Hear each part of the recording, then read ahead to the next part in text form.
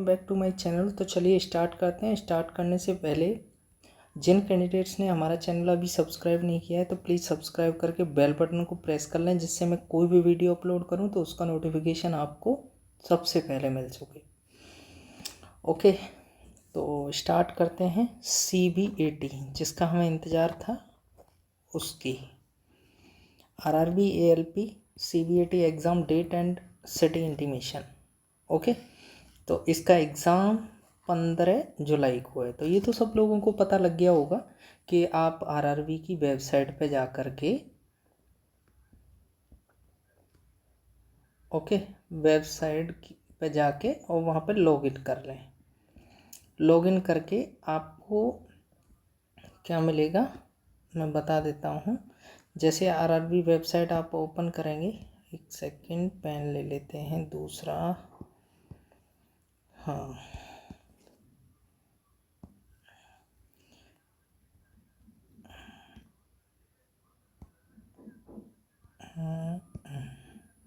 जैसे आप RRB website पे जाएंगे, ठीक है, वहाँ लॉगिन करेंगे। कई बार क्या है कि स्टूडेंट्स को एक प्रॉब्लम आ रही है कि वहाँ पे एक तो ऑप्शन आता है ई कॉल लेटर का,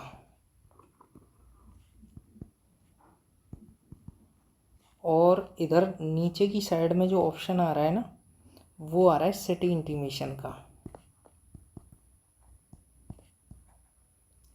और यहाँ कॉर्नर पे यहाँ आ रहा है ऑल का।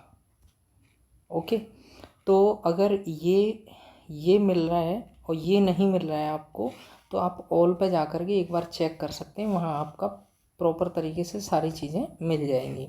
आपको कॉल लेटर चाहिए तो ये चाहिए, हाँ, सिटी इंटीमेशन आपको अगर पता करनी है तो वो भी, ठीक है। वैसे ये है कि अब टाइम नज़दीक है तो ई कॉल लेटर आप एक निकाल के उसका फ़ोटोकॉपी अपने पास रख लें, ठीक है। उसके बाद एक चीज़ और, उसके बाद में मैंने ये पूरा एक स्लाइड रेडी किया है प्रॉपर समझाने के लिए। 15 जुलाई को आपका एग्ज़ाम होने वाला है, ठीक। उसके बाद में आपको विजन सर्टिफिकेट चाहिए। विजन सर्टिफिकेट सारे कैंडिडेट ने बनवा ही लिया होगा। विजन सर्टिफिकेट जो परफॉर्मा आपको रेलवे ने प्रोवाइड कराया है ना, वही होना चाहिए, दूसरा कोई नहीं चलेगा, ठीक है। तो जो रेलवे ने दिया है वही चलेगा। उसके बाद में उस पर साइन किसके होने चाहिए? आई स्पेशलिस्ट के, ठीक है। ऐसा नहीं कि किसी और के साइन ले लिए या नॉर्मल किसी हॉस्पिटल से आपने बनवा लिया, तो वो भी प्रॉब्लम हो सकती है। आप प्रॉपर किसी आई स्पेशलिस्ट से बनवाइए और वो ले जाना है। और उसकी जेरोक्स नहीं चाहिए, ओके, जेरोक्स नहीं चाहिए, वो ओरिजिनल चाहिए, ओरिजिनल चाहिए, ठीक। उसके ऊपर स्टाम्प होना चाहिए विद डेट, ओके। उसके बाद में उसके बाद ई कॉल लेटर, इसके साथ में 2 आईडी। 2 आईडी में क्या क्या, जैसे आधार कार्ड हो गया, वोटर आईडी कार्ड हो गया, या फिर वोटर आईडी कार्ड नहीं है तो ड्राइविंग लाइसेंस, ड्राइविंग लाइसेंस भी नहीं है तो पैन कार्ड, पैन कार्ड भी नहीं है, ठीक है, पैन कार्ड भी नहीं है तो कॉलेज आईडी, कॉलेज आईडी भी नहीं है तो ये तो होगी 10th या 12th की मार्कशीट, मार्कशीट सनद के साथ में, ठीक है। क्योंकि कई बार क्या है कि 2008 या फिर उससे पहले के भी कैंडिडेट हैं कुछ, और उसके बाद के भी हैं। तो जो 2008 में जो एग्ज़ाम दिए थे 10th का 12th का, तो उनका है कि मार्कशीट अलग आती है, सनद अलग आती है। तो वो दोनों चीज़ों को लेकर के चले जाएं, जिससे कि वो एग्ज़ाम के अंदर अच्छे से एंट्री कर पाएँ विदाउट किसी पैनिक के, ओके। तो ये लेके जा सकते हैं, तो आपको एंट्री प्रॉपर तरीके से मिल जाएगी, ओके, एंट्री मिल जाएगी। उसके बाद में नोट क्या है, फ़ोटोकॉपी किसी की भी अलाउ नहीं है, ओरिजिनल लेकर के जाना है, ओरिजिनल आईडी अलाउ है। और आप सेफ्टी के लिए फ़ोटो वगैरह भी रख लें, ठीक है। आजकल तो ये है कि जब भी फ़ोटो बनवाने जाते हैं तो 8-10 फ़ोटो तो बनवाते हैं, तो 3-4 फ़ोटो, 4-5 फ़ोटो डाल ले जाइए। अगर ज़रूरत पड़ेगी तो आप दे दीजिएगा, ओके। और बैंड क्या क्या है, जो आपके ई कॉल लेटर में लिखा हुआ है वो बैंड है, ठीक है, वो बैन कर रखा है गवर्नमेंट ने। उसके बाद अलाउ क्या क्या किया है, जैसे चैन है, जंजीर जैसे बोलते हैं, चाहे वो सोने की हो या चांदी की, ठीक है, मंगलसूत्र हो गया, रिंग्स वगैरह, ये गर्ल्स कैंडिडेट के लिए, ये जेंट्स के लिए नहीं है, ठीक है। जो गर्ल्स कैंडिडेट हैं वो जैसे अपने रिलीजन के हिसाब से जो चीज़ें पहनती हैं उनको जो इन्विजिलेटर तो वहाँ तो खैर देखेगा ही, लेकिन जब एंट्री करेंगे तो एंट्री पे जो चेक करते हैं वो प्रॉपर चेक करेगा, और प्रॉपर चेक करने के बाद में वो आपको एंट्री दे देगा। ओके, पहले ऐसा नहीं था, लेकिन ये सुप्रीम कोर्ट का आदेश है ऐसा। साइको टेस्ट किन लैंग्वेज में आएगा? साइको टेस्ट आएगा आपका एक तो इंग्लिश में, हिंदी में, दोनों में रहेगा, ठीक है, बाईलैंग्वेज रहेगा। ओके, तो इतना घबराने की ज़रूरत नहीं है। उसके बाद में ये सिर्फ 2 लैंग्वेज में होगा। उसके बाद एग्ज़ाम जब तक पूरा ना हो जाए, एग्ज़ाम जब तक पूरा ना हो जाए तब तक आप पेशेंस बना के एग्ज़ाम हॉल में ही बैठना है। ऐसा नहीं कि मुझे भागना है जल्दी से, ठीक है। जब तक वो प्रॉपर तरीके से आपका सबमिशन जैसे सबमिट होता है, तो सबमिट होने में कई बार टाइम ले लेता है। मैं एक इम्पोर्टेंट इन्फॉर्मेशन और दूंगा जो मेरे साथ हुआ था, कि जब तक सबमिट नहीं होता जब तक आप बैठे रहिए वहाँ पे, क्योंकि ज़िंदगी का सवाल है भाई। उसके बाद आप चलेंगे, जैसे आप लॉगिन करेंगे, मतलब जैसे आप जब एंट्री कर लेंगे एग्ज़ाम हॉल में, आपको पीसी मिल जाएगा, ठीक है, पीसी मिल जाएगा यहाँ पे। उसके बाद में क्या है, तुम्हारा पीसी मिलने के बाद आपको क्या क्या डालना है, यूज़र नेम में रोल नंबर आएगा और पासवर्ड में आपकी डेट ऑफ बर्थ आएगी, ठीक है, ये चीज़ें रहेंगी। और इम्पोर्टेंट जो मैं बता रहा हूँ उस चीज़ को प्रॉपर तरीके से फोकस करिएगा। वो क्या है, जब आप कंप्यूटर अपना लें, ठीक है, जब कंप्यूटर लें तो उसे प्रॉपर चेक करना है। वैसे वो चेक करके देते हैं, लेकिन आप चेक कर लें, आप भी चेक कर लें उसको एक बार, कि कहीं आपका माउस प्रॉब्लम तो नहीं कर रहा, क्योंकि सारा काम आपका माउस से ही होगा।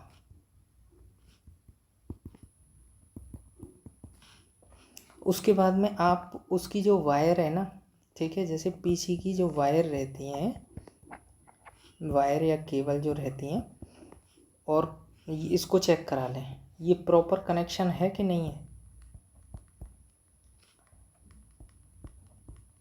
अगर नहीं है तो टाइटनेस के लिए आप बोल दें उनसे, ठीक है, तो टाइटनेस करा लें, देख लें, ठीक है। उसके बाद में आपका तीसरा पॉइंट है कि पावर सप्लाई का जो स्विच है, आपका स्विच सॉकेट है ना, उस पर आप एक बार निगाह मार लें, क्योंकि जस्ट पीछे ही रहता है। तो जब उस पर निगाह मारेंगे तो वो प्रॉपर कपल्ड है कि नहीं है, ठीक है, प्रॉपर कपल्ड है कि नहीं है, वो सारी चीज़ें आप एक बार चेक कर लें। तो ये आपको ध्यान देने की ज़रूरत है। ये जनरल पॉइंट है, लेकिन इनको ध्यान देना है, क्योंकि कई बार क्या होता है कि एग्ज़ाम स्टार्ट होने के बाद ये प्रॉब्लम आने लग जाती है कि कई बार माउस प्रॉब्लम करता है, कई बार पीसी प्रॉब्लम करता है, उसमें से वायर हिल जाती है या फिर केबल प्रॉब्लम करती है, उसमें टाइटनेस नहीं रहती, तो फिर वो थोड़ा सा हमारा टाइम क्या है, लैग कर जाता है। ओके, तो ये रहा हमारा। उसके बाद में हमारे पास में क्या है, ये हो गया।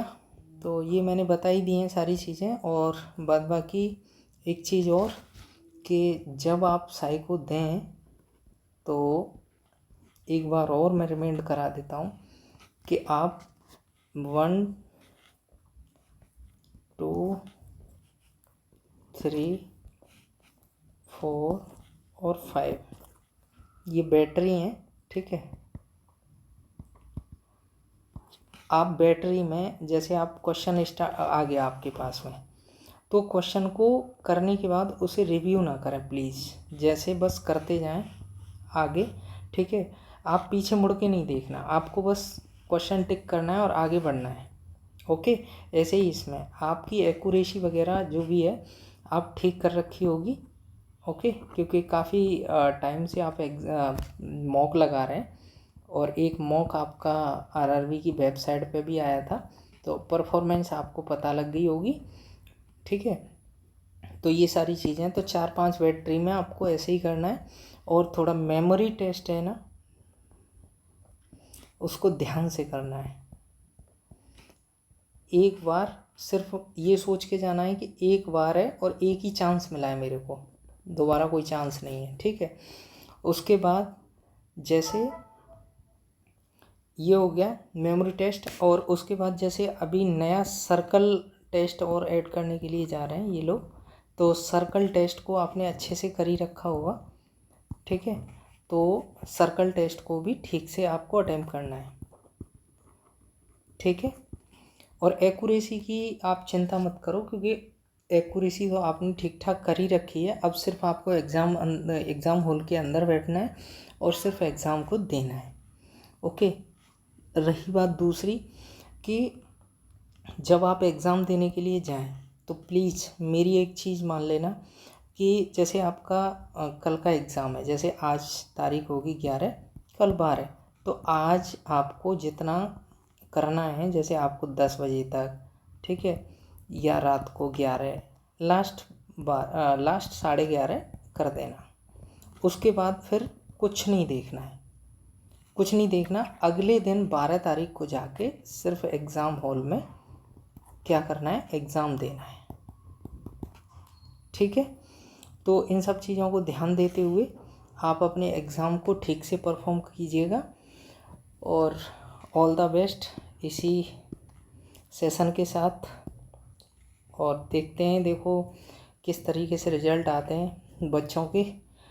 और अगर कोई प्रॉब्लम है तो प्लीज़ कमेंट सेक्शन में ज़रूर बताइएगा, जिससे मैं सॉर्ट आउट कर सकूं। ओके, मिलते हैं नेक्स्ट वीडियो में। प्लीज़ वीडियो अगर अच्छी लगी हो तो शेयर एंड सब्सक्राइब करना ना भूलें। Thank you.